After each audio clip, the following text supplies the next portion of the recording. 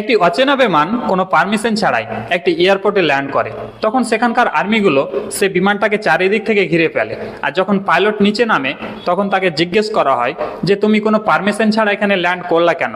তখন পাইলটটি দুঃখের সাথে উত্তর দিয়ে বলে যে আমার বিমানের তেল শেষ হয়ে গিয়েছিল আর আমার পারমিশন নেওয়ার মতো হাতে কোনো সময় ছিল না। কিন্তু এই কথাগুলি কেন যেন আর্মিদের বিশ্বাস হচ্ছিল না, তাই পাইলটটিকে সারা রাত একটি জেলখানায় বন্দি করে রাখে।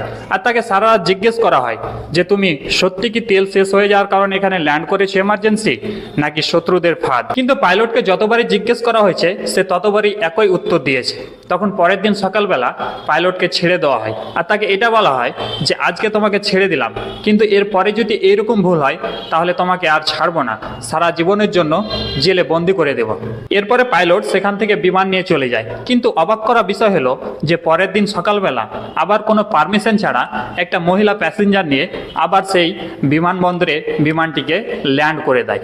তখন সেখানকার আর্মিরা গিয়ে রেগে গিয়ে তাকে বলে যে তোমার মাথা টাথা কি ঠিক আছে, তোমাকে কালকে আমরা কত বুঝিয়ে পাঠালাম আর আজকে তুমি আবার কোনো পারমিশন ছাড়া এখানে ল্যান্ড করেছো কেন। এরপরে পাইলটটি যেটা উত্তর দেয় সেই উত্তরটা শুনে আপনারও মন ছুঁয়ে যাবে আর এই ভিডিওটা আপনি শেয়ার করতে বাধ্য হবেন।